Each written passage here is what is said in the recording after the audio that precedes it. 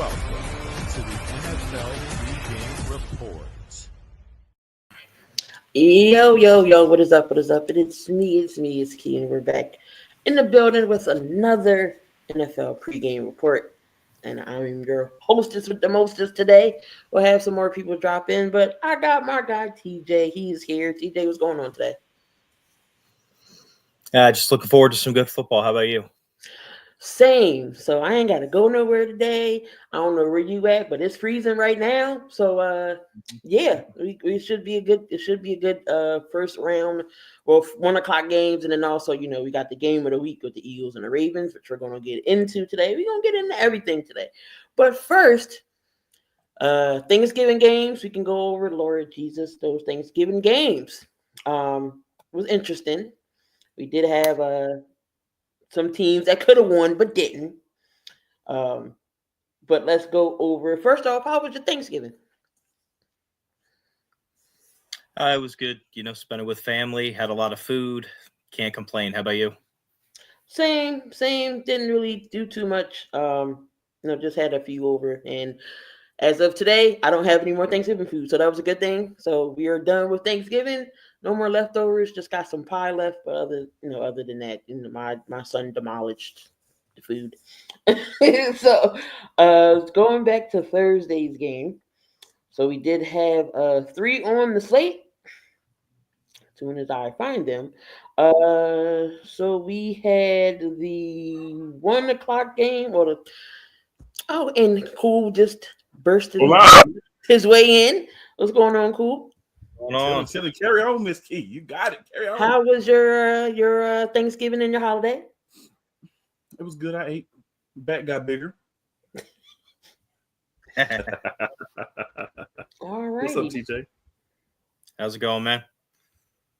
Can't complain. Sorry I'm a few minutes late, y'all, but hey, like he holding things down, so I'm just here to be a panelist today. Let's go. Alrighty. Soon as I trying to bring up the dang on scores from last week, it wants to be stupid today since it's the first week of December. That means we got 24 more days till Christmas. This year went by fast. What's going on? But anyway, all right, I got it. So we had the first game, which was Chicago. Was it Chicago and the Lions? Was that Thanksgiving? Yeah, that was the first game. Yeah. The Lions is Chicago. Surprisingly, Chicago gave the Lions a run for their money. Everybody thought this game was going to be a blowout. But what happened? Chicago Bears would be Chicago Bears. They get all this way. Second half, they come back, put on a show, and end up losing by 3 points. Why? Because their coach didn't want to call a timeout. And you give that opportunity and chance for a rookie quarterback to decide his fate. Cool. Talk about this game, man. So there's several different layers, but we only have so much time on the show, so I'll put it like this. The Lions are not the unbeatable juggernaut that they've been made out to be. They're not saying they're not good, but they're not an unbeatable team. Chicago showed you that. Divisional game, of course, so there's always that aspect. In divisional games, it's a lot more difficult to win, but it shows you things that other smart defenses will start to use against the Lions because they're the team that's at the top of the mountain right now in the NFC. Chicago, Matt Eberflus deserves to get fired for how he handled this game. This shows he has incompetence as a coach, no trust in the team. There was a report that there were players that were going after him in the locker room because of how poorly he managed the end of that game. Whenever you have a chance to win, you take those chances, right? If you're going to, I always say it like this, if you're going to understand the assignment for the draft, then you have to make it look a little bit better than they do at the end of the game. I question whether it was a situation where it was just mishandled as far as, I can't believe they didn't call a timeout, or Chicago is looking to make sure they can get a better draft pick because they understand that winning for them is just like the Dallas Cowboys winning. It's not going to get you in the playoffs. It's just going to hurt your draft spot. So maybe that's it. But if you're going to, and again, I say, quote, understand the assignment, make sure that you do it in a way where you don't put yourself that close where you have to mismanage things at the end of the game. That's a fireable offense. We just saw it. And the rest of you guys that are on the hot seat, but your team should be understanding your assignment as well, do a better job of hiding that. And maybe you'll make it to the season. Possibly even next. All right, TJ, I know your thought. So because of this game, Eberflus did get the can, which he should have got. He should have got the can after the debacle in the Hail Mary situation. But anyway, Chicago started off pretty good. I mean, 4-2. I was like, okay, maybe they can turn things around. Caleb has his up and downs, but it's not all his fault. Now they're talking. I know they're gonna have the OC finish out the rest of the season. They talking about Clint Kingsbury. Your thoughts on possibly bringing Cliff Kingsbury to Chicago, knowing he has ties with Caleb Williams? I think that'd be an interesting move. He was on the short list for some head coaching jobs already, so it wouldn't surprise me, to see what he's done in Washington with another young quarterback. And again, like you said, already has ties to Caleb Williams. So I think if Kingsbury hire would be good. I just don't know if Chicago will do it because it is good and they don't seem to do good things. They just, going back and forth about firing, they're about firing Eberflus for how many weeks. That happens on literally you're the standalone game on a holiday to just basically be an instant meme in the sporting world all day long. I mean, so I honestly, I don't know if they would do that because that is a good move. I'm also not sure if Cliff Kingsbury would be willing to go do that with the Bears' current track record with head coaches as well. He'd be basically going into another situation where, if I don't basically coach perfect 2 years, I'm out again. And who knows if I get another retread, head coaching gig. So both sides could, be on the fence about it. And then also Thomas Brown, who is the OC, but now will be the interim head coach. Caleb Williams his numbers has increased since he's been taking over the play calling.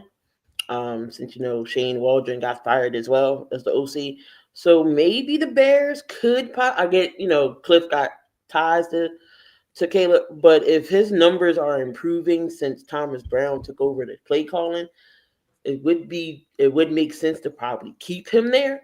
Well, we'll see as the rest of the season goes. So pretty much, they're not going anywhere. Seeding play, for a draft spot will see where they're at. But this also will show improvement of the team. The Bears always had a good defense, no matter how bad or good they were. They was always known for defense. Offensively, they just couldn't get things together. And they're not bad offensively. They just need to get that man in line because he's running for his life. But, you have Cole Kmet, up and coming tight end. They got Roshan Johnson back there. I don't know how many years that Swift is going to be back there. But the DeAndre Swift isn't bad. You got a veteran in Keenan Allen, who's getting older, but he's still a veteran present. And you got DJ Moore on the other side. So they just need to get an offensive line, in my opinion. I think maybe another running back. I think they'll be fine. Pieces over there in Chicago won't be so bad moving forward. But the Lions get it done 23-20. Lions aren't so they're not all big and scary like everybody says they are. I mean, they was dropping like flies on Thursday. Defensively, they was just going down, and they lost Rodriguez to the ACL injury, so he's the big part of the defense. Aiden's already out.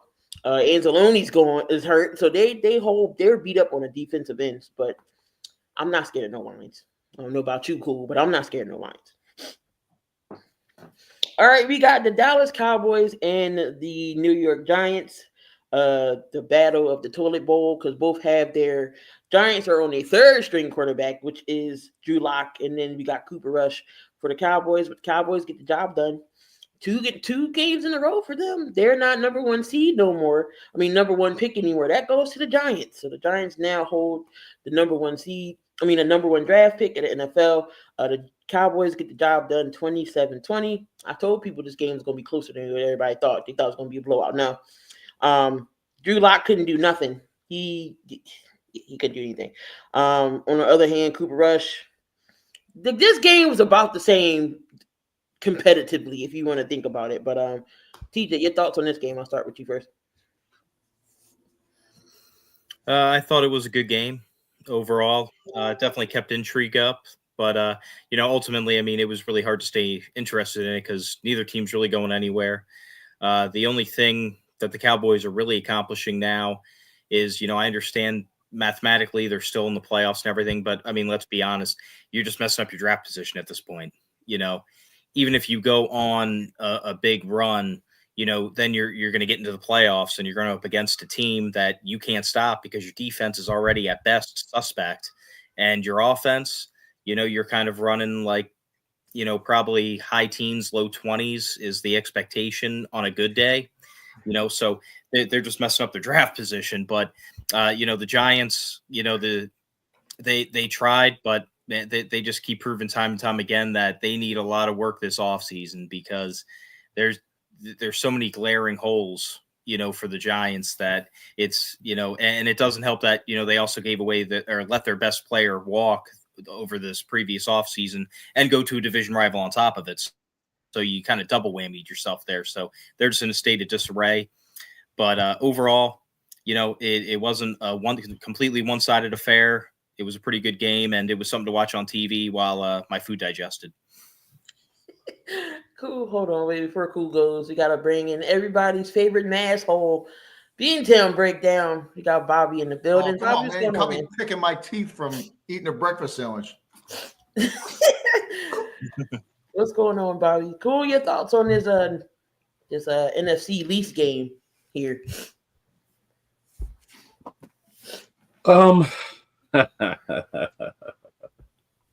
So, I talked about a few minutes ago, understanding your assignment, right? Understanding the assignment. The New York Giants understand the assignment. The Dallas Cowboys think they them boys again because they beat a team who understands the assignment. The Giants were using Locke, as you said, and ironically, he was supposed to be the backup QB and actually was the backup QB. But what I heard from some Giants fans was that he was hurt as well as DeVito. But DeVito was able to play the last couple of weeks and he wasn't. So he's actually the backup, ironically. But it doesn't really matter if you're on the Giants, does it? Because whoever is the quarterback decides there's one guy on the field to throw to in the tight end, right? They do not care about the other wide receivers, right? It's Malik Neighbors or bust. And you're not helping Malik Neighbors playing that way. Give the ball to Wan'Dale Robinson. Give the ball to Darius Slade. Spread the ball around. Stop trying to force the ball to Malik Neighbors, and if he's not open, then they go for the tight end. That's their whole offensive playbook. They don't even need to call plays. Malik Neighbors just run the route you want, and the quarterback's just going to find you. That's what they're doing. Doesn't work. Malik Neighbors is not an A.J. Brown. He's not a Jamar Chase. He's not I would say Justin Jefferson, but if you know anything about Justin Jefferson's numbers this year, he has not been impressive. Matter of fact, he's having not a Jordan Addison because that's who looks like the monster, not and TJ Hockenson. Yeah. Well, that's because Sam Darnold likes throwing to tight ends over receivers. Well, it's not true because Jordan Addison's having some monster games. He doesn't like throwing the ball to Jamar Chase. That's what he doesn't like. I think the problem though is when you look at these guys who want to focus on one receiver, you're taking away from their effectiveness. Because at the end of the day, if we know this is where you want to go, that's the guy we can double cover. That's the guy we can scheme out of the game. And that's what's happening to the Giants. They run the ball well with Tracy at times. But again, they're enamored with forcing the ball to Malik Neighbors. Dallas ran the ball well in this game. So well that I'm going to lose my money league and probably miss the playoffs thanks to Dowdle. Right? Oh. Yeah. Unless I have some monster performances today, still could happen. But Dowdle had a very good game. They threw the ball well. For Dallas, the last thing I want to mention for Dallas, your number one receiver does not catch the ball enough to be a true number one receiver. This is no shade. I would say this about any number one wide receiver. That guy drops some easy balls, some difficult ones too, but that guy drops the ball too much. Brandon Cooks was your guy. Didn't Neighbors drop like 4 or 5 balls in that game? Neighbors drops balls. Neighbors triple cover and they still throw to him. It's a terrible situation. It's horrible. But that's because they don't have any. That's because they don't have any weapons and they know it. But that's not true. They don't. Wan'Dale Robinson is a good receiver. When he was used, he caught the ball. They don't throw him the ball. True. Darius Slayton can catch the ball. They don't throw him the ball. They don't have a quarterback there to spread the ball around. That's the problem. Yeah, get rid of DJ in the NFL. You should be able to throw you the get ball. rid of Daniel Jones. Y'all paid all that money for it because y'all didn't want to give Saquon no money. And now look where y'all at. Now y'all down to Danny DeVito, Tommy DeVito, and Drew Lock, who y'all paid $5 million, who he thought he was going to be. The thing is, you also got to look at it like this, right? They owe Daniel Jones like $60 million, like to release him. They just had to pay like $60 million to let him go. That's how little they think of Daniel Jones. No, but I'm saying just letting them go. Obviously, they don't like him, but just letting him go cost them 60. Where's their cap now for next year? You know? Well, I mean, they don't have anybody. Who do they have that's under cap that's making a lot of money now? Nobody, really. Right. So not a lot. They're gonna have to rebuild. So you go get a rookie quarterback. You're not paying him much. Just like the Eagles had to do a couple of years ago when we had to absorb a year of Carson Wentz. You eat it for a year. You get a rookie quarterback. They better nail this draft or they're cooked. Hey, they could be cooked for the next 2 years as far as I'm concerned. Next 20 years. But Cooper Rush, I want to say Cooper Rush, the thing with him is he just throws the ball. He's not worried about if it's this receiver or that receiver throws the ball. You catch it or you don't. Mm-hmm. And that's what you need when you have a lot of really good wide receivers. Yeah. There's more quarterbacks in this league who just throw the ball where it needs to go. Cooper Rush is not great. If you pressure him, if you got a really great defense, he's not going to make as many plays as he made against the Giants. But he's a good enough quarterback. He's going to throw it to whoever's open. And having Brandon Cooks back was very important for them because he actually does catch the ball. Yeah. So let's look at these. Since Cool said that they only throw to Neighbors. So Neighbors got targeted 13 times. Theo Johnson 5, Tracy 3, Slayton 6, Hyatt 2. That's a name we haven't heard of, and Hyatt was good. Robinson 2 and Singletary 1. So out of the 32 targets that you had, Malik Neighbors had 13, and he only caught 8 of them. And it felt like he had 20. That's what I'm saying. He dropped like I knew he dropped like 5 or 7 balls in that game. Like it wasn't good. Well, he could have dropped the 5 because he only had 13. He caught 8. Or he probably got targeted and he probably couldn't catch him. Yeah. Yeah, but you got to think about, because there was a couple of really bad targets to him. True. Like A.J. Brown or Chase, the big receivers would have been able to catch those balls. So Turpin got 5 targets. Tolbert got 4. CeeDee Lamb 6. Shoemaker got 6. Cook 7. Dow 3. Mingo 4. And then Jalen Brooks 1. So out of his 36 targets, Turpin was the lead man with 4 catches for 53. But see, that's an example of spreading the ball around to the talent that you have. And last but not finally, so Thursday slate, we had the Green Bay Packers in Lambeau in the cold, and we all know Miami and Tua does not play great in the cold. They suck in the cold. Green Bay gets the job done 30-17. Jordan Love, 21 of 28, 274. Josh Jacobs had a rushing touchdown. Jordan Love was just throwing this ball all over the place. Tucker Kraft, Josh Jacobs, Watson got involved, Wicks, Jalen Reed. I really like Green Bay's receiving core. They can get the ball. They're fast. They're physical. Tua, I just don't know. He is like not say he gets me nervous every time he plays because one hit and his career is done again because you already know his career. But he's been throwing to Jonnu Smith a lot these last couple of games. Jonnu Smith again broke the 100-yard mark. He had 10 catches for 113. Tyreek Hill had a touchdown. Aching had a touchdown. So you see, he didn't even throw ODB way. He caught 1 ball. So it seems like with that receiving core, Beckham, Hill, Waddle. Why can't Miami just get the job done? Bobby, I'm gonna start with you. Why can't Miami get the job done? I think well, like you were said, they're not a weather team. They're just this time of year in that kind of cold up there in the snow. They've never played well against us in weather. Never mind. I mean, Green Bay's that's even colder than we are. They've never. It doesn't surprise me. It doesn't surprise me that that score was as lopsided as it was. Green Bay's at home too. They play good at home. And I don't and that was a high pressure game. Like that was Miami kind of needed that one. And I don't know. I don't have a lot of faith in Miami when December hits. I don't. I think that team. Until they prove me wrong and they can play solid football down the stretch. Play solid football down the stretch. I'm still not going to believe in them. Tua's definitely gotten better through the years, but I still just as a team in that kind of weather, I would never trust them until they prove that they can do it. TJ, your thoughts on the game?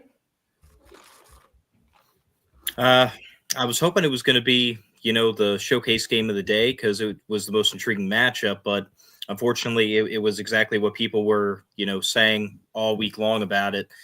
Can Miami handle the cold weather? And they couldn't. Tua did not look that good, like Bobby said, it was a game that they had to have to really stay in the true playoff hunt. Now they're really behind the eight ball. They basically have to win out for the rest of the season, and that's going to be even, harder than winning this past weekend's game. So, but Green Bay came out, they played good. They kind of played a little with their foot, if you will, for a little bit, but at the end of the day, they got the job done. They got the win, and they're looking like the top within the top or upper echelon of the NFC right now. Cool.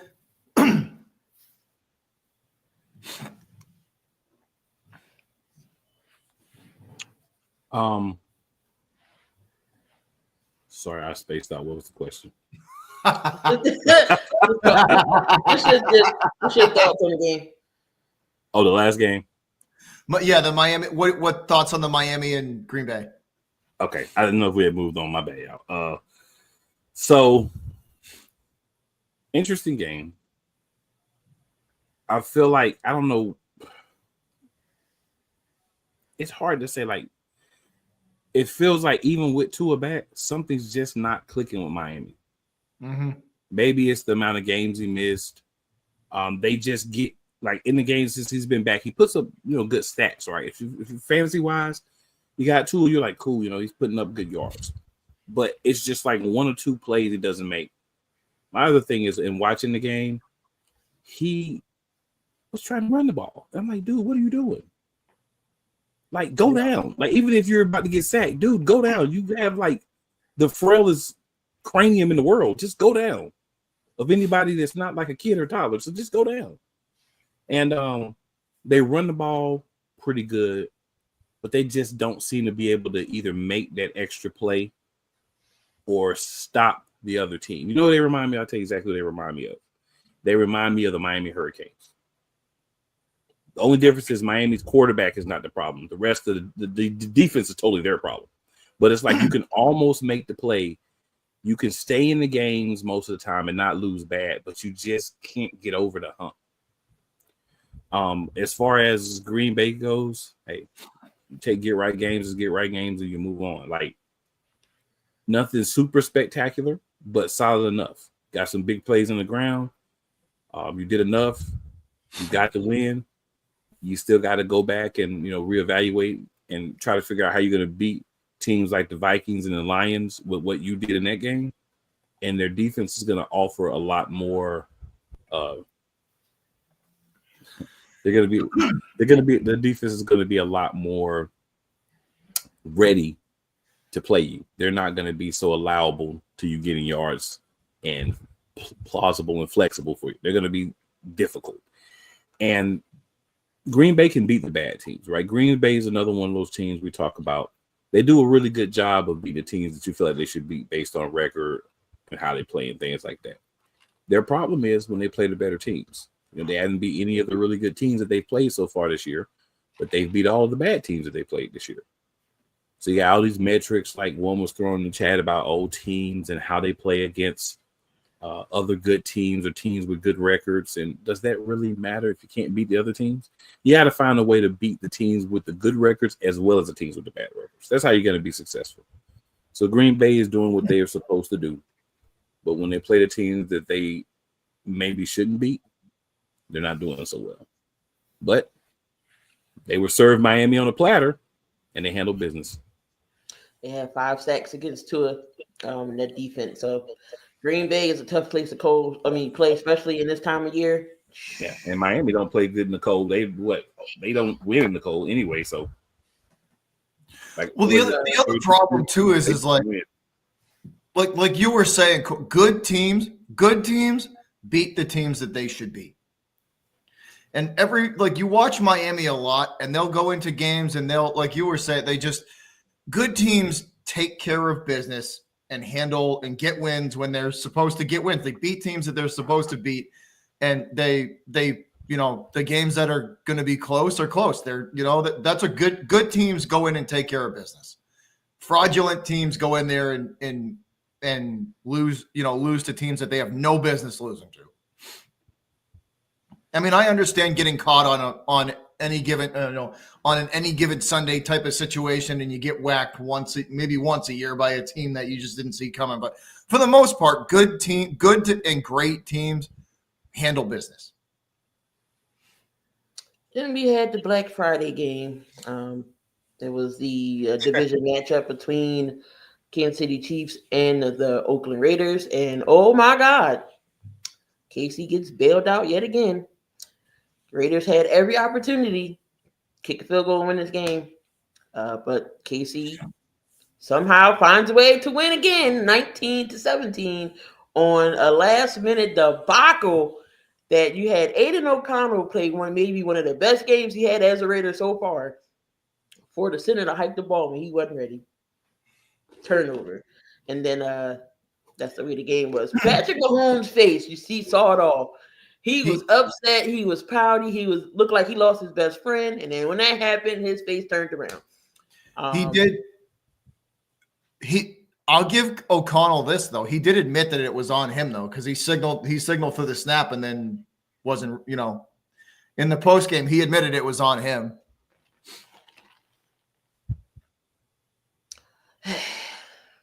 What do you think? Do you think the fumble stood? Do you think it should? I don't know. I mean, so it was a fumble, but then you saw that Kansas City got it back. But then, so I don't know. It was just weird. It was just weird how it happened. Your thoughts of this game? Like, did you think the Raiders were going to pull it out? And what do you think about this Chiefs team this year?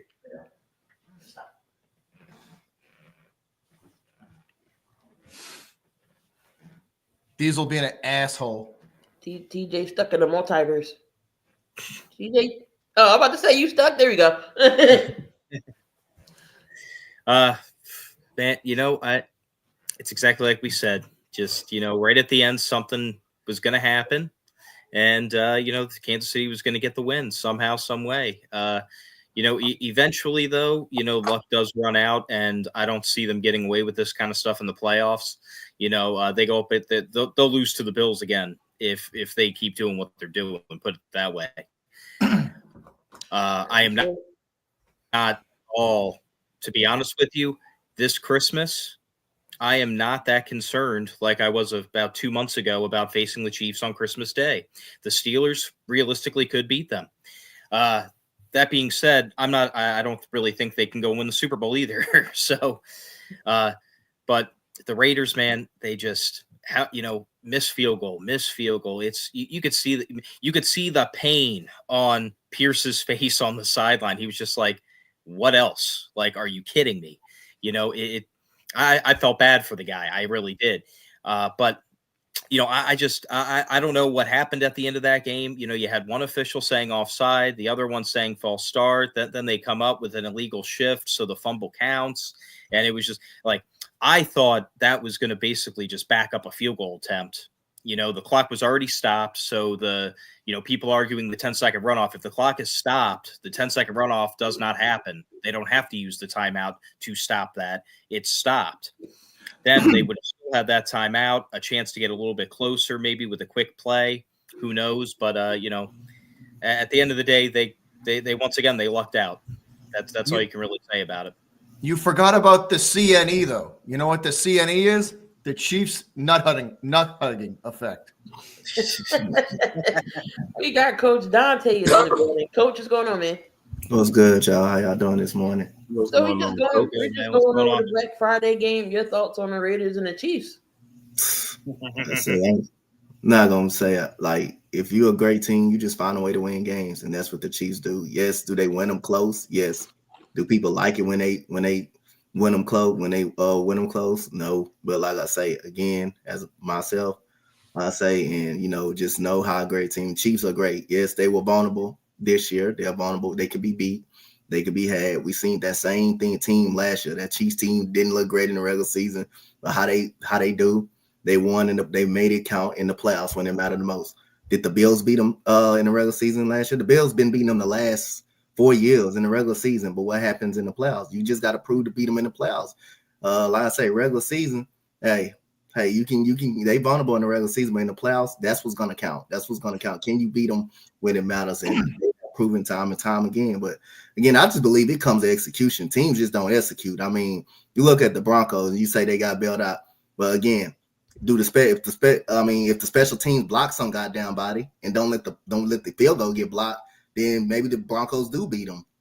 I mean, or the fumble. The Raiders fumble. The Raiders don't fumble the ball, then maybe they do beat them. So again, it's more about teams not executing against these guys more than want to say the referees bail them out. It's more of those teams bailing them. You can't kick field goals against the Kansas City Chiefs. You can't turn the ball over against Kansas City Chiefs. You can't have penalties against those guys. You gotta literally play a clean game to beat those guys. And like I say, those teams that they beat close. They haven't executed well enough. They all left points on the board. So you gotta, every time you get to the red zone, you basically gotta score a touchdown. You can't afford to kick field goals. You can't afford to have false start penalties. You can't afford to have drop passes. You got to look at all that. You just got to look at all that during the game. And then when the game comes down, then when the ref make a call, then we want to say the refs, the referees screwed up. And we got to look at more of the execution, how these teams are not executing or down the stretch or during the games. We got to look at more of that. But again, like I say, they are vulnerable. They could be beat. They've been beat already by the Buffalo Bills, but without count, you got to just beat them in the playoffs. And Buffalo just hasn't proven, or nobody really hasn't proven that they can beat them when it mattered the most. But other than that, they more beatable than ever. Cool. If the Raiders go under center and go and run 2 run plays and spike the ball and kick it, they win. Cool. Right? If they run 2 run plays, spike the football and kick it, they win. I mean, Carson did miss that kick before they got in this position because he hit the ground first. So all his power and momentum hit the ground and not that's how that ball went all crazy. Yeah. But like Dante said, I mean, if you want to put away a Chiefs team, you got to execute. You can't do falsely turnovers because somehow, some way they come back to burn you. Look at Carolina. What happened? They let Mahomes run 33 yards. Yeah. But cool, don't this Chiefs team look like a certain team we know of that happened last year and had a 10-1 record? I was thinking that. I will respectfully have some pushback for Coach Dante's thoughts. I mean, Coach Dante is, of course, free to feel how he feels. I feel like what happens with the Chiefs and what has happened with the Chiefs for years is I will agree with him that you have to beat them. But when we talk about like the bad play, when we talk about like the penalty calls, a lot of times you'll see these things happen the opposite way and they're not called. You'll see these things happen for the Chiefs and they're overlooked. But then when they happen to the other team in critical moments or even in non-critical moments, they're always called. I do feel like you have to go out there and beat them. But here's the problem. A lot of times these, and again, some of them are, a lot of them are legitimate calls, but they're not called in the flow of the game up until that point. If you're an athlete, if you're a coach, right, you understand, call the game consistently. That's all you ever asked. If you're going to let everybody get blasted and ran over, you're going to let everybody get held. Let everybody get held the whole game and don't call it. If you're going to try to call everything you see, call the game that way so you can understand as a player how to play. You can understand as a coach how to coach your team to play. But when you get into a game with this team, there's always pivotal moments where all the calls go against you and they don't go against them. And it's hard to beat a team like that if you're not perfect. And being perfect is difficult because you're playing in the NFL, and even these bad teams have really good talent. It's just certain matchups aren't good for them. Experience, maybe not the right guy coaching, calling plays, backups having to play, the spirits just being down in the building, things like that. But the Raiders, otherwise known as the Chiefs nut hugging effect. Well, yeah, I heard you. I mean, I'm not going to call it that. I heard you. We definitely heard you loud and clear.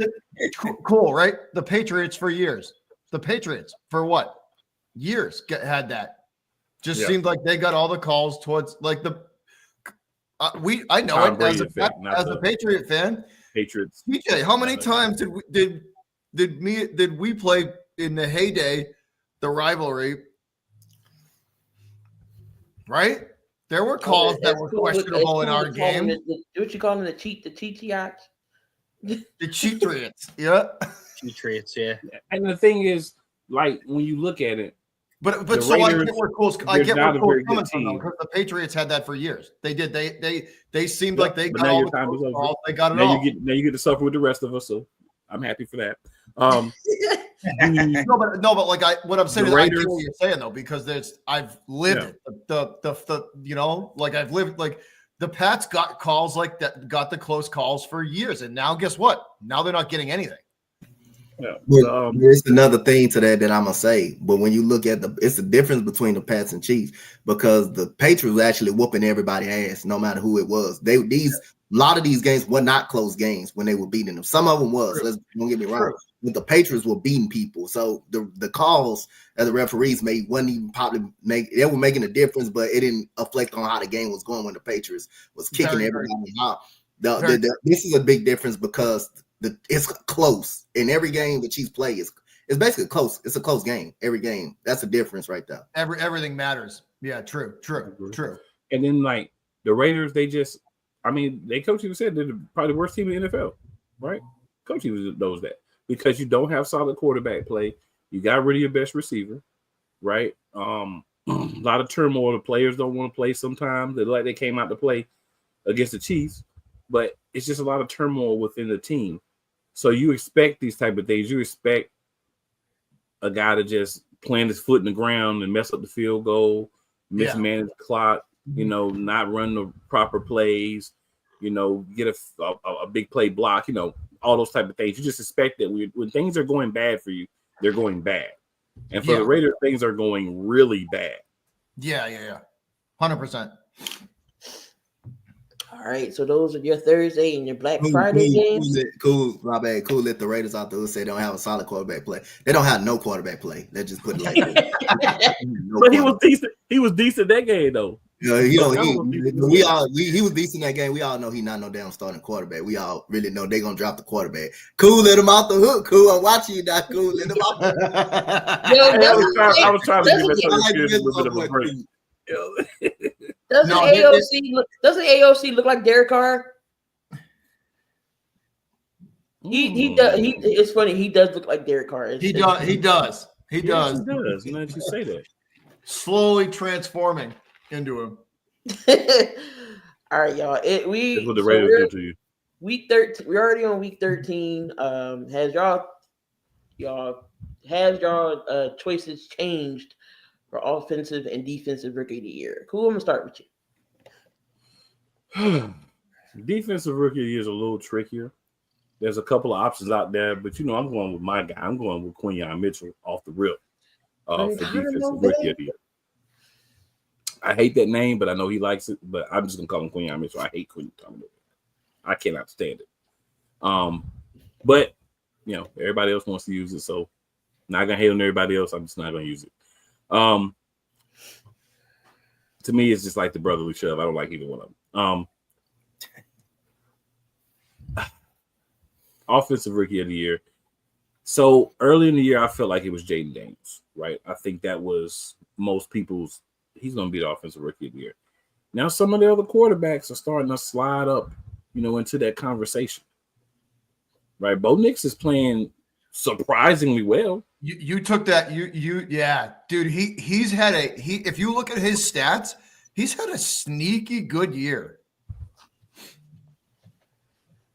And it's ironic. This is a week that says not here when he could be gloating on how well Bo Nix is playing, but. I think I'd still go Jaden Daniels at this point. Ironic, both of them are in the NFC East, but I think I would still go Jaden Daniels at this point based off what he's done season so far for the season. Even injured, he went out there and played pretty well, even in some games that they lost. But at the same time, you have to acknowledge that it may not be as clear cut really on either side. But I'm gonna stick with my original picks for now. But I reserve the right to make some changes. Dante, your thoughts. All right, so I'm gonna go with Jaden Daniels, but Bo Nix is having a great year. I still think Jaden Daniels down the line may end up going to be the better quarterback down the line. The Denver Broncos, they got a hell of a defense, man. That defense is actually really good. It's really fundamentally sound. Sean Payton got these guys playing at a high level. Bo Nix doing a great job of not turning the ball over. Jaden Daniels, it's been shaky, which is, he's a rookie. He's gonna have defenses gonna find him out a little bit, but he's gonna have his rookie walls, But I still think he's gonna be a solid quarterback down the line.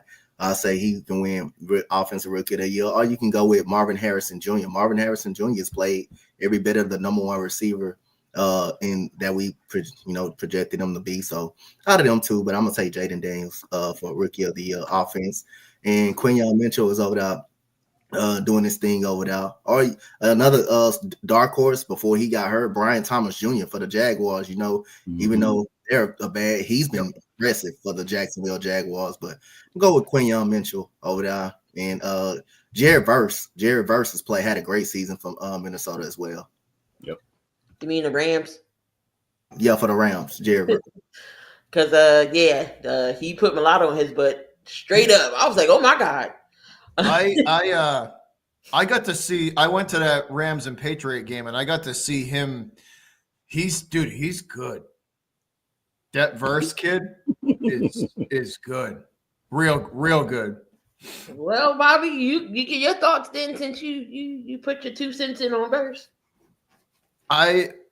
Mine hasn't changed. It's nice to see. What do you call it? It's nice to see Bo Nix playing well. He's played really well. He kind of surprised me too, because at the beginning of the year, I thought I had my kind of doubts with him, but I'll tell you what Dante was saying. Like that Bronco D has helped him out a lot, put him in a lot of good spots, and made his life. Made his life a little easier. But any good D is going to help a quarterback out. They give them short fields, and they make their life easier.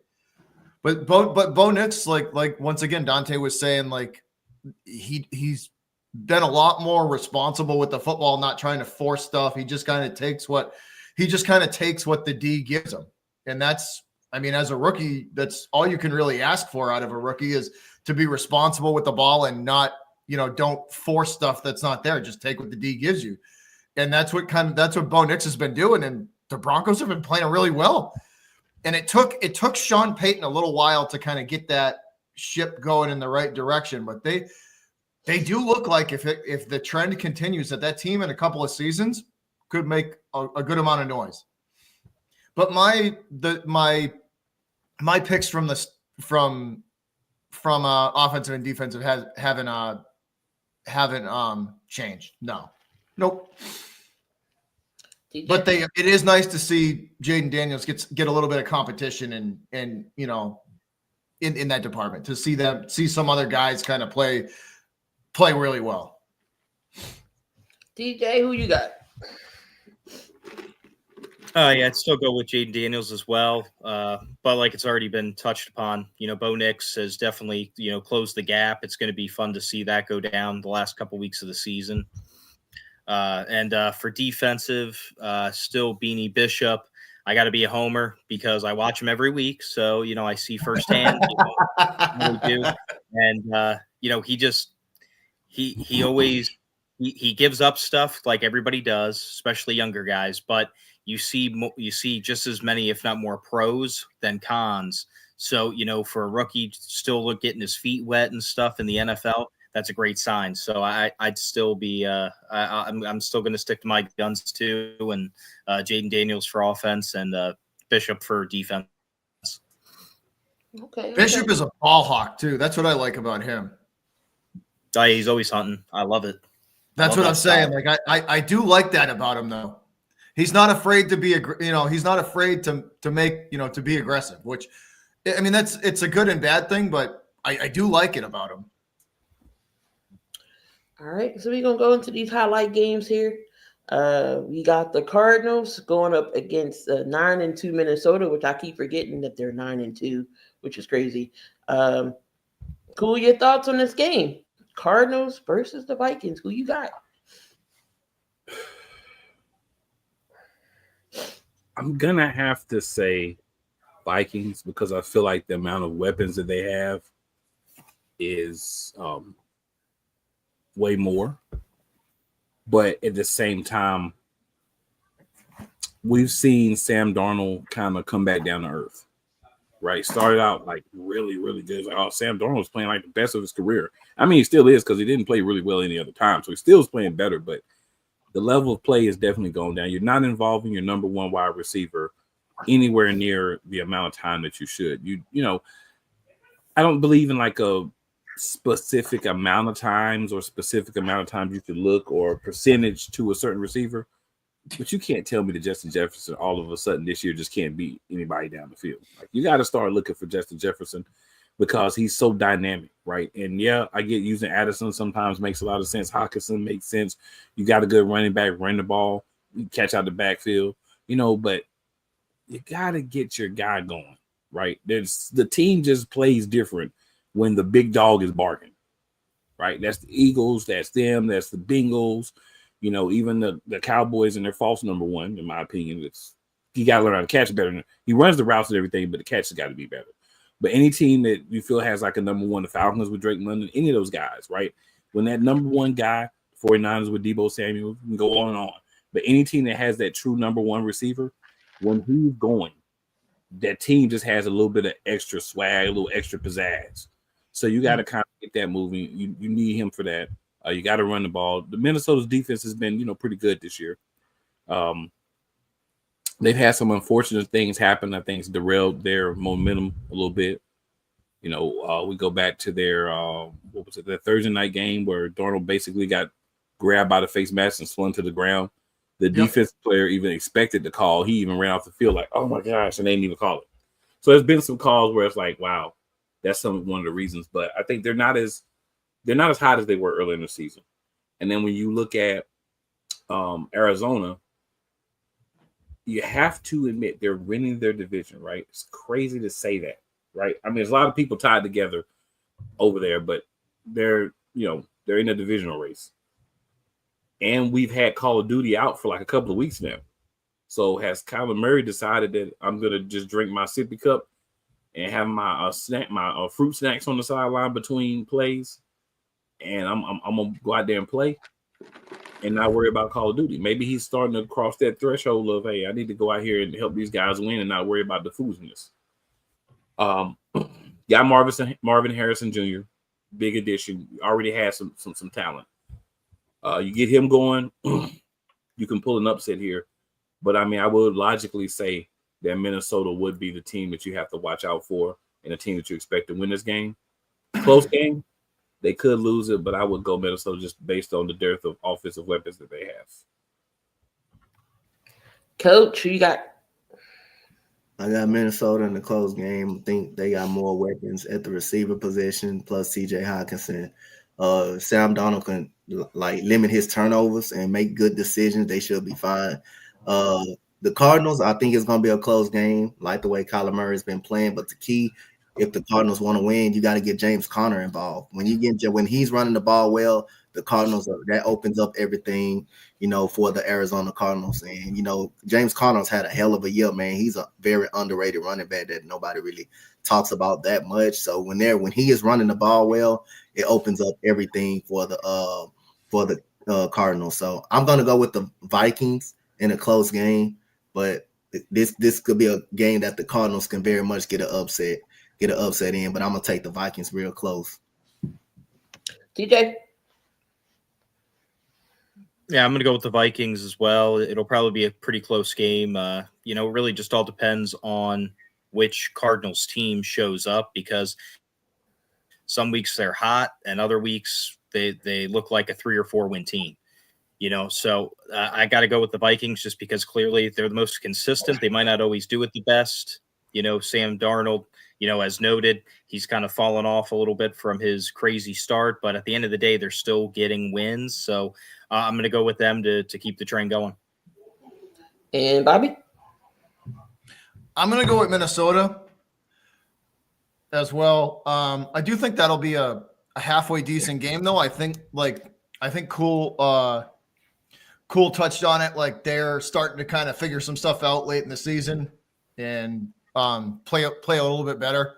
Whether that's Kyler, playing better, or just overall the team just not shooting themselves in the foot and not making as many mistakes, and they're staying in games late. Minnesota's been interesting though, because lately they have fallen way off from when they started off the year red hot, like nobody could touch them. They were one of the better teams in the league for a while, for I don't know, probably 8 games. But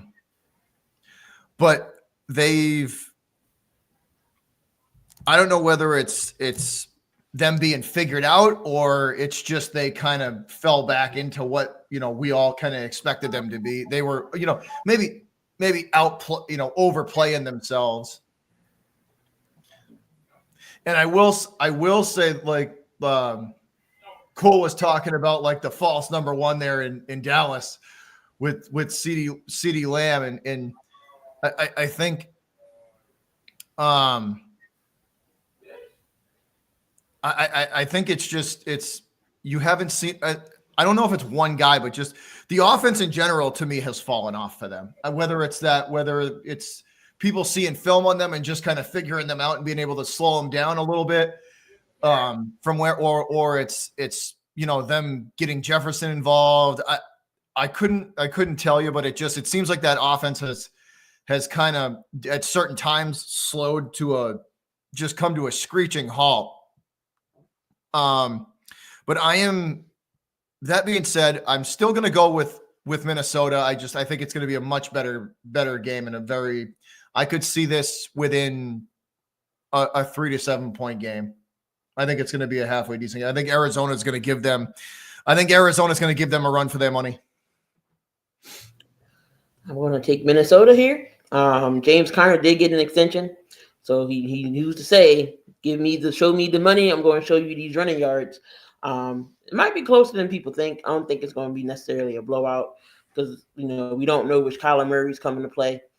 He has been throwing to Zach Ertz a lot, so he's getting Zach Ertz involved, Marvin Harrison involved. But you got to get the running game going with James Conner. He's overcome a lot of things, especially in being in Pittsburgh. He had the whole cancer thing, and while he was college, he overcame that. So he's just living his everyday life through football, and he's the doggone good running back out of it too. But I still got Minnesota to win this game. Next game, in my opinion, is the game of the week. Should have been a primetime game, but it is what it is. It's after 4:00. So I guess you can go into the starting to go into the evening hours. The Baltimore Ravens going up against one of the hottest teams in the NFL, the Philadelphia Eagles, 9-2, and the Ravens is 8-4. Cool. Who you got? Did you skip TJ? Oh, son of a biscuit eater! My bad, TJ. Who you got? He said Minnesota, whatever. Minnesota Cardinals. You right? No, I went. Oh, you did go? Yeah. Oh, okay. Yeah. TJ gave his thoughts on Minnesota. Oh, I'm tripping. My bad, Keith. I'm tripping. You got me tripped. You know what? Cool. Minnesota. Who winning the game? Baltimore Eagles.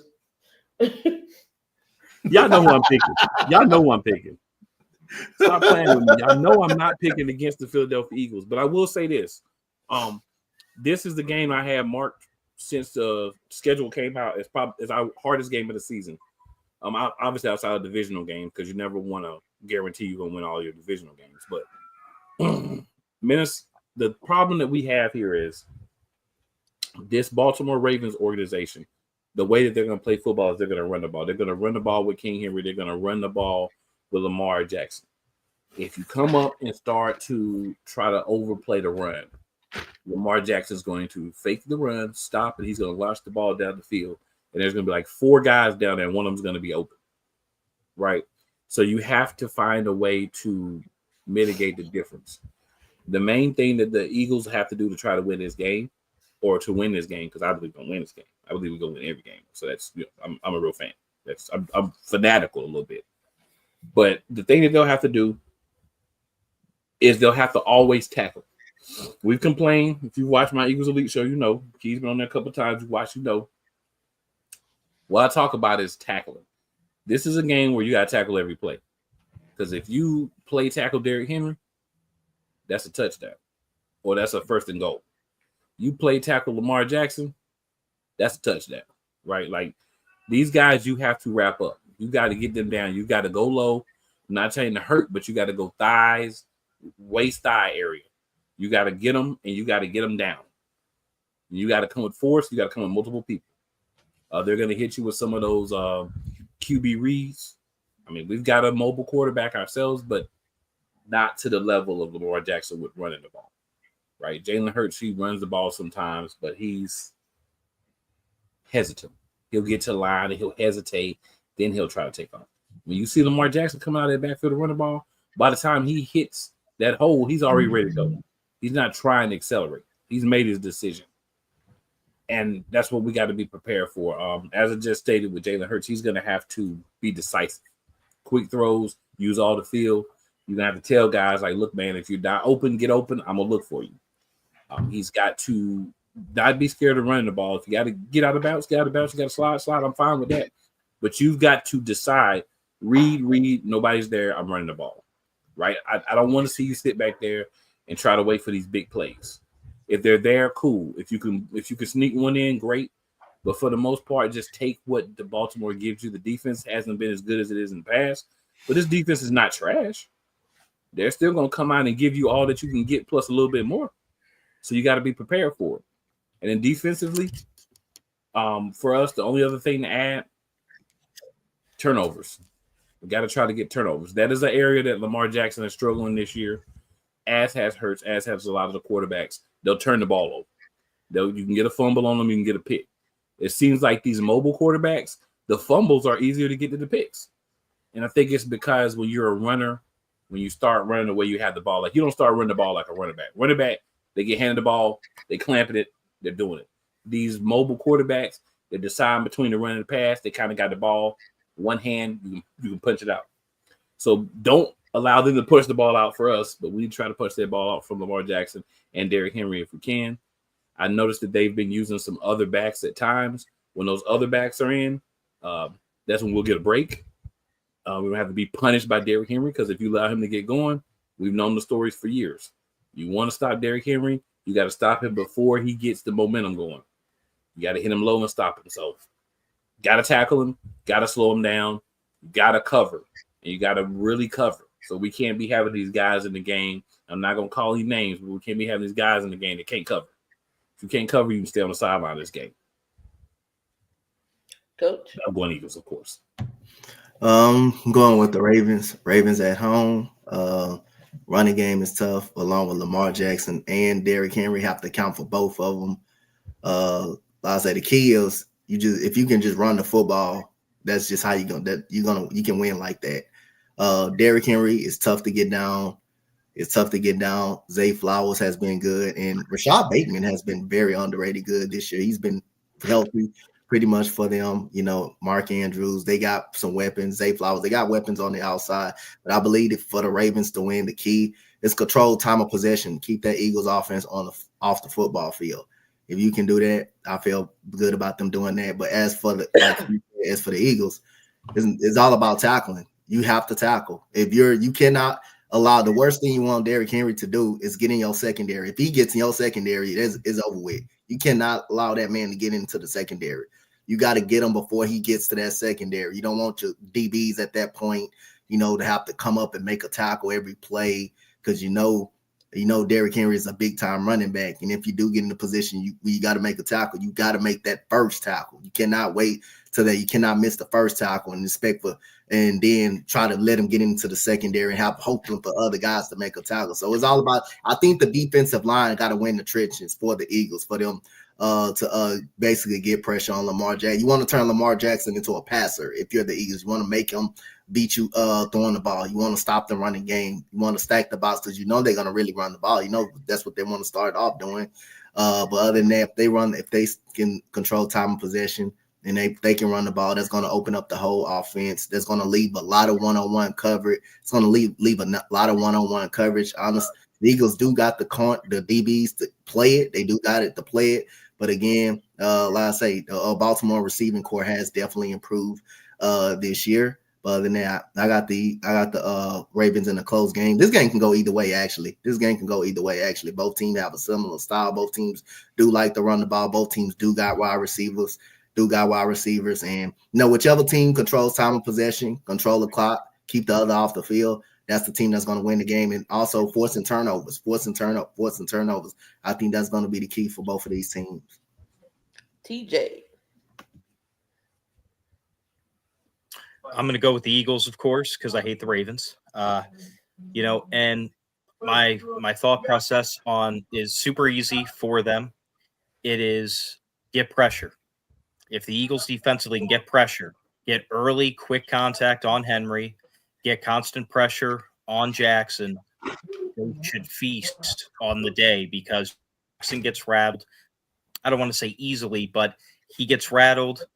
It's going to be a long day that's when you see the overthrows. That's when you see the quick scrambles that only get 2-3 yards because he's just frustrated. He's just not seeing the field anymore.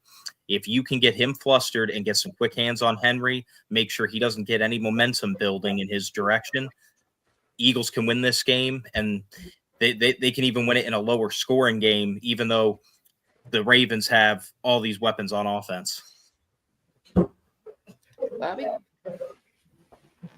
Hold on. I have something for the Ravens. I got to find it. Oh, yeah, right here.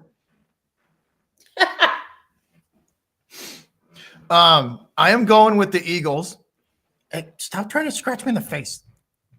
I'm gonna go with the Eagles on this, but I'm gonna kind of piggyback off of what Coach said. You've got to control the line of scrimmage. Like that's where this game is gonna be won and lost. You have to be able to. The Eagles have to be able to run the football on offense. They have to be able to keep drives going and keep Lamar and King Henry off the field. If they can have long sustained drives and just take points where available, and we all know, like if it's a field goal, take the freaking tell Nicky Tight Pants to take the points. Score touchdowns when you can and just take the points and eat the clock. Keep the Ravens' biggest weapons are Lamar himself and Derrick Henry. Keep them off the field. Make your drives long and sustained. I don't care if you want to shoot for 10 to something like a 10 play 11 play drive for 8 minutes. If you can do that and just keep them on the sidelines. I'm like Coach said, I'm going to piggyback off of what he said on offense and just control the line of scrimmage, run the football, and keep the clock moving. The Eagles should be fine. The one thing that's going to be tough to do is once again, like Coach Dante said, is turning Baltimore into a one-dimensional team. Make Lamar throw the football. Take that ability to that read option away from him. Make him have to sit in a pocket and have to read defenses and have to make decisions on make him throw the football 30 times. Make him have to read a D, have to actually sit back in a pocket and diagnose a defense. Because the Eagles, I do think they have the secondary, the advantage in the secondary. I think that the one thing that would concern me is do they have the stamina to do it all game long? If they can contain Lamar, can they cover for 3.5, 4 seconds? Because he's going to extend plays. Can the Eagles secondary cover for that long and back up their defensive line? That would be my one concern. I think they can. But if King Henry gets going, if Derrick Henry gets going early and they're moving the ball well, I think that's going to not bode well for Philly either. I think that they need to control that line of scrimmage 100%. It's whoever wins the battle in the trenches is going to win the game. But I question. The one thing I will question with that could get the Ravens is I don't know if they have the secondary to keep up with the Eagles. I think the Eagles have too many weapons receiver wise for Baltimore to keep up with. So I think if they can take advantage of that and the offensive line can protect Hurts and give him the time that he needs, I think this game won't be close. I think the Eagles will handily take care of business. Vic Fangio knows Lamar Jackson too well, and I believe he's 2-0 against Lamar. So Vic Fangio knows what to do with Lamar Jackson. I think they get Roquan Smith back. Devontae Smith is a toss-up right now for the hamstring injury. So if he don't play, then we'll probably see more Goddard, the tight ends. One thing that Henry can't do is that Saquon can do. Saquon can catch out the backfield. Very true. So that's important as well. Yep. Henry is not a 4-down back like Saquon is. So when Henry goes out, Justice Hill comes in. But Saquon can catch out the backfield, whether it's the screen. We've seen it last week. He can throw to him. He can catch. So if they bring a safety in for that, look out for Saquon to catch out the backfield. So either way, that's another thing. You bring a safety down, you're gonna have some one-on-one help. Even if it's not a long ball play, you can still throw it to AJ Brown and just let him do AJ Brown. Just let him do what AJ Brown does. Let him catch it, and he can run after the catch. It don't have to be deep ball. Just take what the defense gives you. This game has me nervous, and I don't got no liquor for this game, and I'm going to be live for this game. Jesus Christ almighty. You did hit it right on the head, though. The Eagles just need to take what the Ravens are going to give them. Take what the Ravens give you, even if it's 4 yards. 4 times 3 is 12. That's a first down. Just dink. If you have to dink and dunk your way down the field, do it. Do it. Don't be afraid to just take what they give you and take the points whenever they're available. Because I think it's going to be one of those games where this points could be tough to find in this one. I hope Justin Tucker has one of those games where he misses 99 field goals. So I'm going for the I'm going for the Eagles today. It's going to be I think it's going to be a one score type of victory day today. Whether it's a field goal by Jake Elliott, whether it's a something in the fourth quarter, a turnover, something's going to happen. So and Baltimore's defense is suspect for me. So I'm going to take the Eagles here. Another last game for the highlight games. We got the division game between the Green Bay Packers and the Lions. Bobby, I'm going to go start with you first. Who is winning in this game? That division always plays each other well, though. So I could see Green Bay putting up a halfway decent fight in this game. I could see this being a really good game. The one thing that there's a couple of teams in this league that have been battle tested throughout the year. I think the Eagles are one of them. I think the Ravens are one of them where they've had a lot of close games. I think the Steelers are one where a lot of their games have been battle. They're a battle tested team. They're not given a lot of games. They have to earn a lot of them, a lot of their victories. And I think this is going to be one of those games where Detroit's going to have to earn this one. I think Green Bay is going to put up a hell of a fight, and I think they know each other well. I think Green Bay surprises some people, and this is a real close game. I think it's within a touchdown either way or less. But I'm going to take the Lions in a close game. But I like how they've just, the Lions are just a wagon this year, man. Like I said, good and great teams handle business when they are supposed to win. And they're just battle tested teams. And I think this is going to be a close game, and I'm going to take the Lions by a touchdown. TJ? Yeah, I'm going to go with Detroit as well. I think it's going to be a pretty good game. Should go down to probably the final score or so, but I just think Detroit is the better overall team, and when push comes to shove, if there's a big play that needs to be made defensively or offensively, I have more that Detroit's going to get the job done as opposed to Green Bay. So I'm going to go with Detroit again in a close game, but I think they'll win it like 27-20, 24, something like that. Dante? I'm going with the Lions in a close game, and it was a lot of speculation that the Lions' schedule has been suspect, and I fully disagree with that. I'm going to go through their schedule, and we're going to see if the Lions was actually suspect.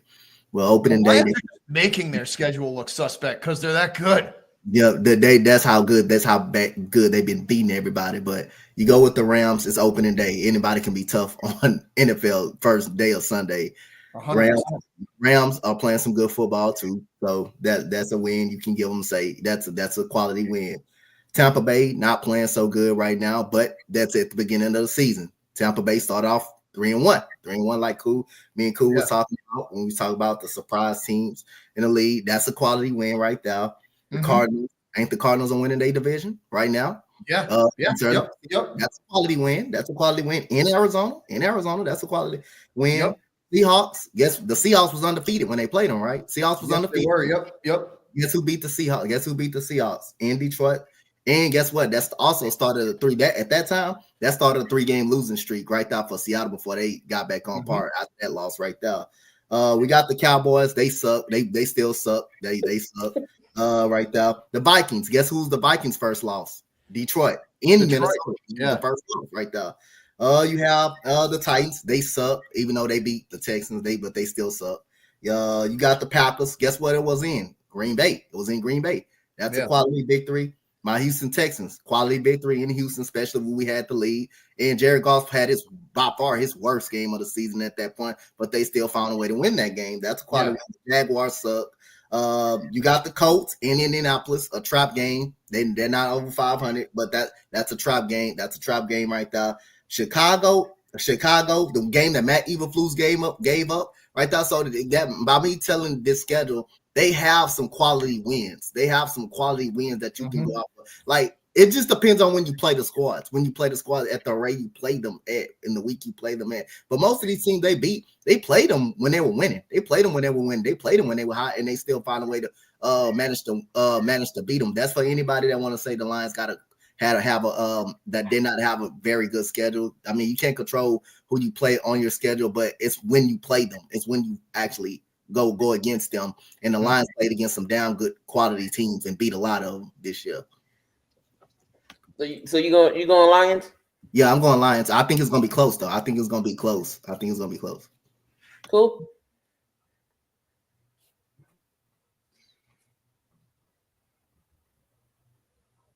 You muted.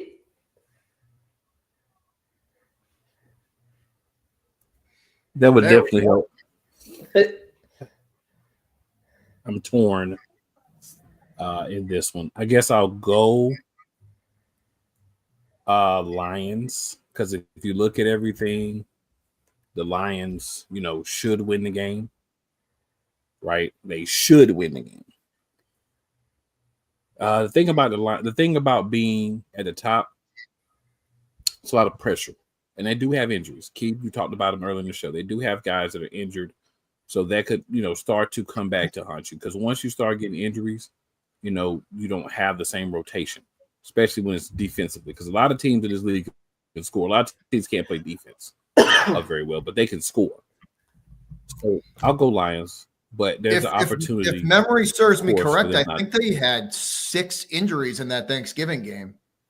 They was dropping like flies. That's what I'm saying. I think they had 6 injuries in that game. I so want to take Green Bay. They had some Bay. injuries for sure. I want to take Green Bay. I feel like the Lions should win, but I might take Green Bay on the points. Just to be whatever the points are. I would probably take Green Bay straight up. I'm gonna take Green Bay straight up. This is a divisional game. You gotta factor in the fact that it's a divisional game. They beat Green Bay last time, if memory serves me correctly. So I think split makes a lot of sense. I'm gonna pivot in the middle of my conversation. I'm gonna take Green Bay in a tight game, coming through and getting it done. Take reversal alert. Yes, sir. After I think about it a little bit, it's division. Let's go. Take it. And they had and the Lions had a short week, Thanksgiving. All the defensive injuries. You know what? Give me Green Bay. I'm gonna take Green Bay here as well. Run the ball with. I'm looking at it. I'm looking at it right now. The Lions had 7 injuries in that game. 7 players go down. Give me Josh Jacobs. He's on a revenge tour. He's going after everybody. He's having a great year with Green Bay. He said, "Raiders, this is what happens when you franchise me and you don't want to sign me." And look at the Raiders now. Ain't got no running back. And I'm not gonna lie. I would like the Lions to lose another game. Catch the L line. What is Detroit's record? What's Detroit's record? 11-1. 11-1. Oh, they'll finish with 2 or 3 losses. I think they'll finish 10-2. No, I agree. I think they're going to get clipped one more. I think they're going to get clipped one more time. I'll agree with that. I think they are going to get clipped by somebody one more time. I need them to lose at least 2. Yeah, I need them to lose twice. I mean, there's some Detroit fans I would love to shut up. If they don't lose this one, they're going to lose week 16 or 17 because they're going to be resting all their guys for real. But give me Green Bay here. I'm gonna take Green Bay. I don't want to hear that. All right, y'all. So we got the rest of the games left. It's already 12:23. Just gonna go through these picks real quick.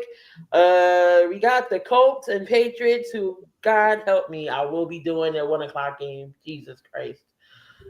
Wait. You're actually gonna? Do you realize how? I put it on the community tab. I picked 4 games, and they picked this game. So it's this is like a leaky ass canoe and a dumpster on fire floating down shit creek. That's what that game is. Cool. Who you got? Colts. Dante? Who you got? Colts, Patriots? I see the way the Patriots can win. It could be a trap game, but I'm taking the Colts. I go with the Colts, but I see the way the Patriots can win. It's tough to play down there in New England, and all you gotta do is just make Anthony Richardson sit in the pocket. If you don't let him run the ball the way you want to, then that's when he becomes a problem. If he extending plays and just running the ball, and Jonathan, the Patriots defense is ranked 27th. Do you think they're going to be able to do anything? I understand that, but if it's a way it can happen. It's a way it can happen. If you can find a way to stop Anthony, make him sit in the pocket. He's not going to be too much accurate. But other than that, I'm still taking the Colts. But I can see the way the Colts can lose this game, especially in New England. Down the stretch, like I said, down the stretch, these teams. 2-9 teams, these 3-16, they can be very dangerous down the stretch. They can be very dangerous. So you gotta make sure you go in there and take your business. And I'll take the Colts, but I can see a way the Patriots win. I got the Colts. TJ, Colts. Bobby, Colts. Unfortunately, yeah, I'm taking the the team is just.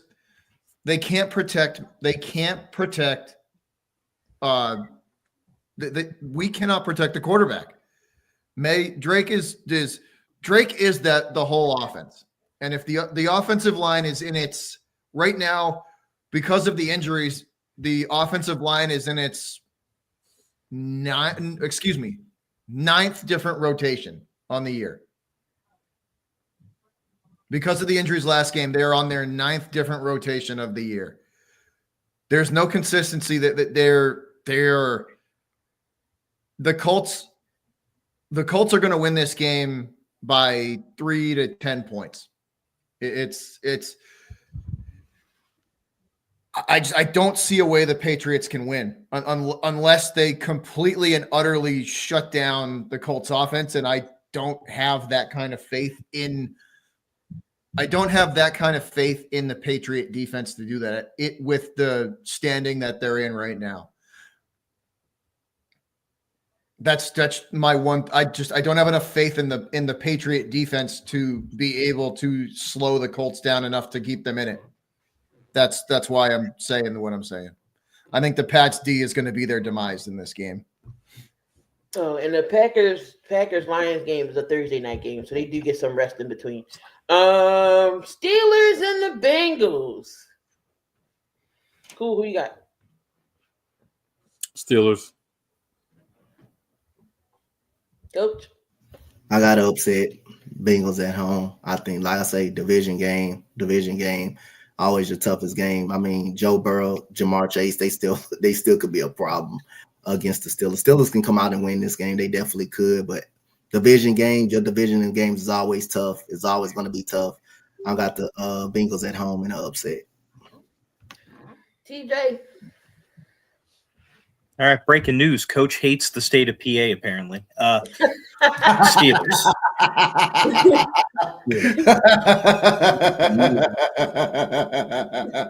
cannot pick the Bengals. Nice. This call, you got to know your division and how you play. Did you take the big? You didn't take the Bengals, did you? Yeah, I took the Bengals. Oh, no, I'm talking about TJ. He didn't take that. No, okay. Steelers. I can't take the Bengals. Come on now.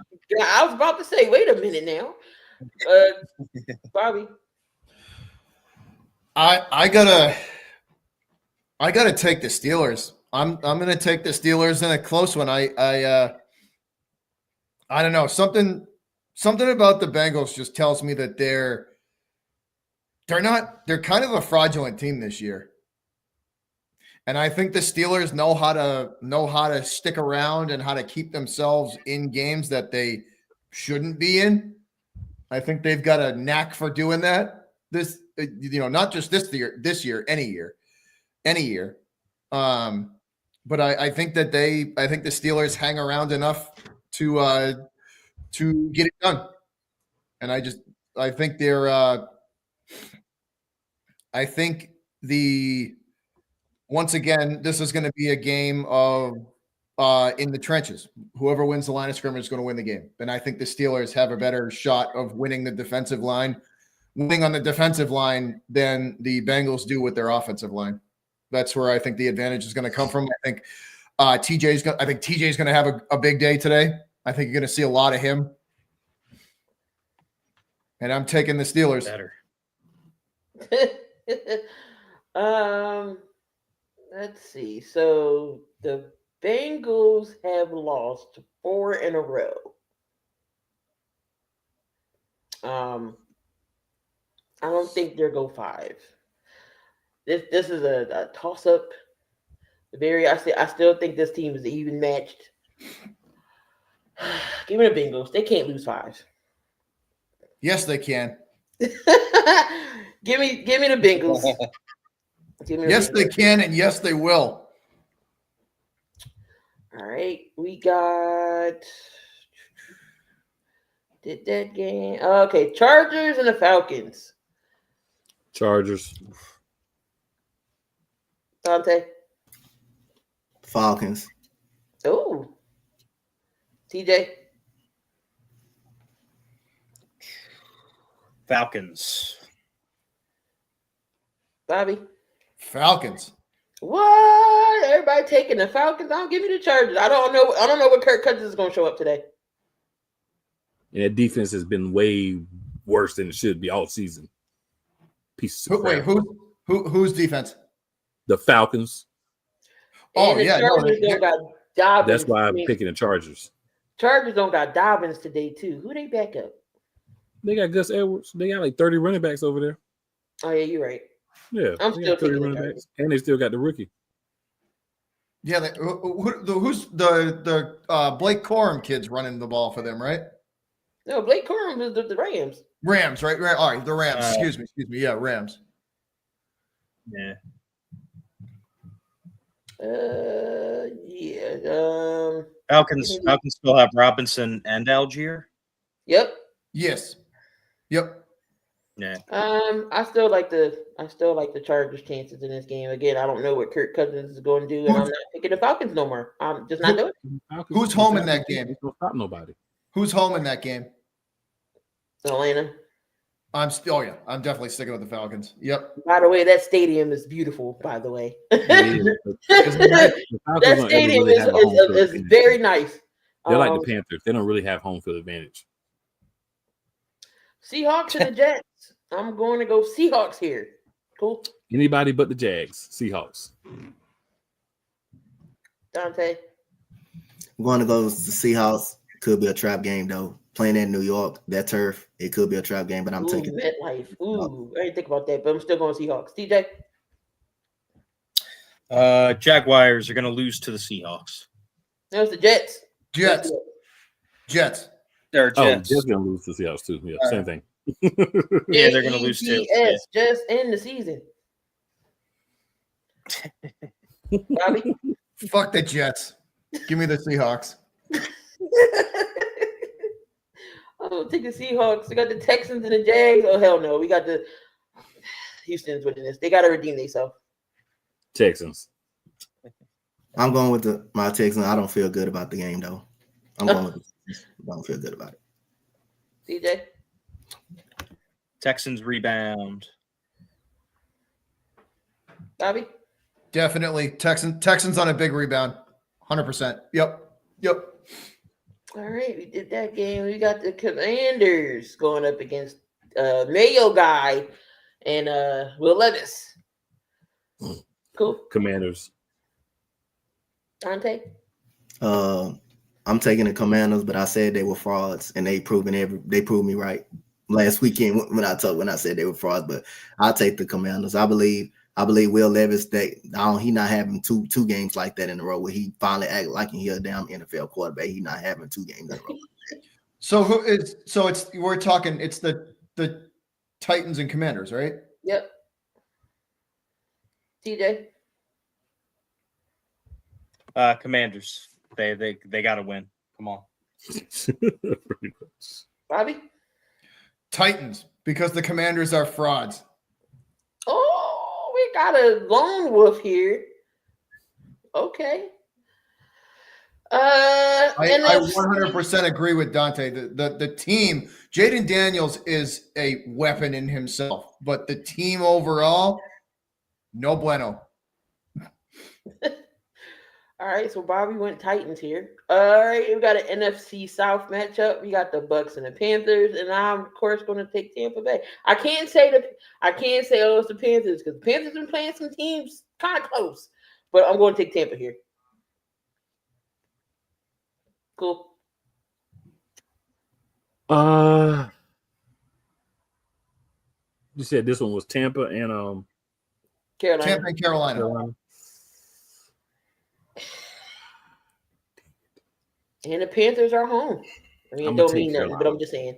I'm gonna take Carolina. Oh, Carolina. Dante, who you got? I'm gonna take the Buccaneers. I'm gonna take the Buccaneers. It could be a tough game in Carolina. They did play hard last weekend. They've been playing hard lately, so I will still take the Bucks though.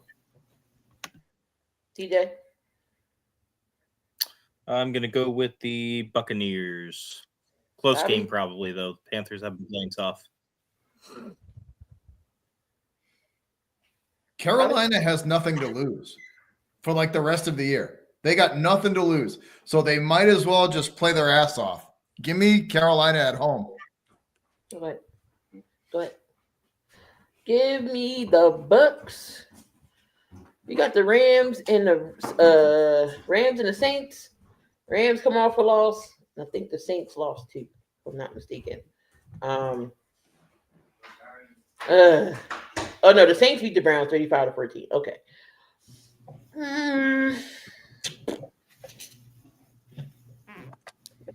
Give me the Rams. I'll take the Rams. Cool. Rams. Dante. Give me the Rams. Who can't beat the damn Browns right at this rate right now? Give me the goddamn Rams. Steelers.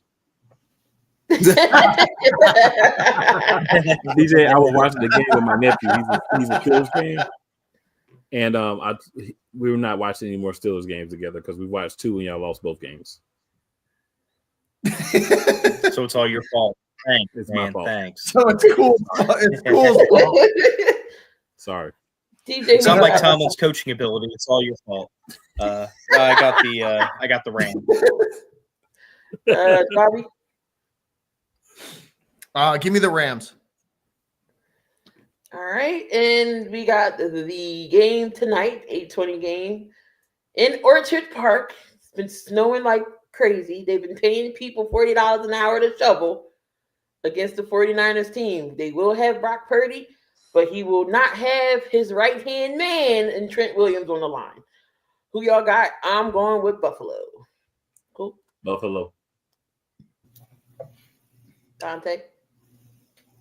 Buffalo. Buffalo Soldier. TJ. Yeah, I'm going with Buffalo. It's all signs pointing to them. You think those schmucks from SoCal really going to be able to play in that kind of weather? Give me Buffalo in a blowout. All right, and we got the good grief. Who put this game on Monday night? The Browns and the Broncos. I'll take Denver. Cool. Broncos. I mean, you said it was Broncos and who? Denver. Browns. Cleveland. Yeah, Broncos, definitely. Dante. Give me the Broncos. Like the way the Broncos playing on defense and Joe Nick's protecting the football. Give me the Broncos. TJ probably don't want to pick nobody. He want to tie because this is the division. But who you got? I'll pick the Broncos. And Bobby? Like Stone Cold said, Denver's about to stomp a mud hole in Cleveland. And then walk it dry. Denver's going to stomp this team out. This game will be over in the third quarter.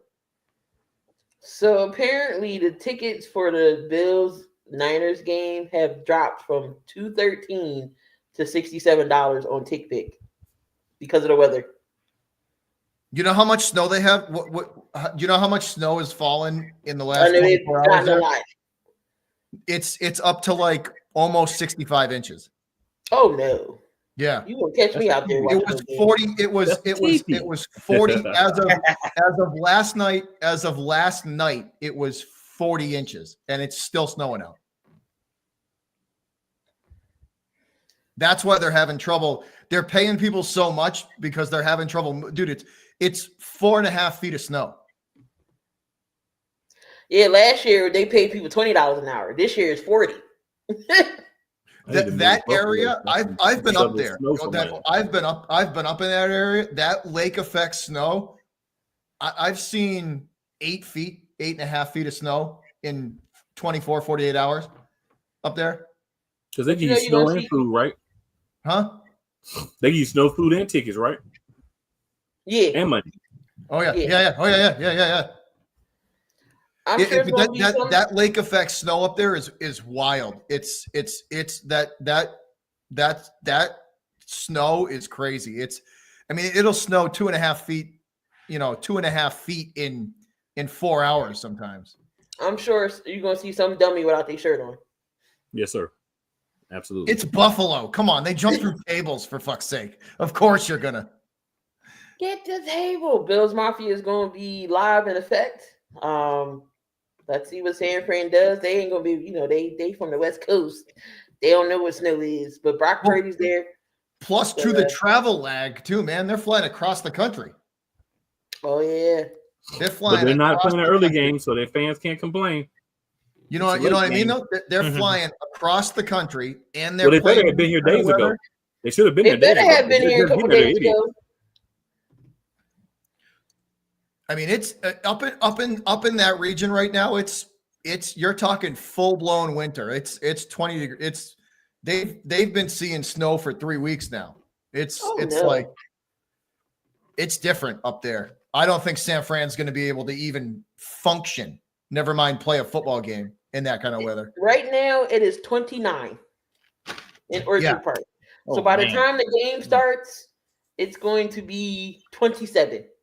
Yeah, and you're talking like I said, they're not even good. Never mind like playing a football game. They're not even going to be able to function in that kind of cold, in that kind of weather. If they want to win, they're going to have to. They better get some hot hands in their gloves. You know what I'm saying? All right, if I was Buffalo, I'd conveniently turn the power off on that side of the stadium. Oh, that's inhumane. I'd conveniently turn the power off on that side of the stadium. Like you know what Belichick used to do? He used to put thermometers. He used to put thermometers all over the visiting side of the stadium so they could see how cold it was when Miami would come here in December. But you didn't have to do that. Miami's going to lose either way. That's just being petty cheap. Petty cheap. Miami doesn't beat anybody when it's under 32 degrees. You didn't have to do that. Not when it's cold, they don't beat nobody. Yeah, they don't beat nobody when it's cold. It's like they They could be playing the Jets and they would. It's like they damn fingers get frozen. That's how it's like. They too pretty. They in Miami getting all the sun and everything else. They gotta be, oh my God, we gotta bump it up. I'm sure some of the guys are gonna have the scuba suits on underneath. Oh yeah, no doubt. And weather like this, I used to grease up Jalen. Give me this good Vaseline. Here you go. He was all shiny. It works. Yeah. It works though. It works. Does. Though. It sure does do. And he yellow, so any coldness he be red. But so anyway, this is when he was younger. Now I don't do all that. He lineman. He don't put sleeves on. He got that natural insulation now. But there you have it, guys. Another pregame, NFL pregame report in the books. Still got a couple more weeks left. Getting down to the wire here. We'll see now where seeding is over the next couple days, next couple weeks. Will we have a new number one, or will we have the same number one? Same in both divisions. But for myself, Beantown Breakdown, the Leisure Mass, all other group, Cool McCain, Coach Dante, and TJ, your resident Steelers fan. Enjoy y'all games today. My anxiety is gonna be way to the roof when 4:30 comes. But stay tuned, y'all. Y'all enjoy the games. We see y'all next week to talk about them. Later, Peace. guys. Are you ready?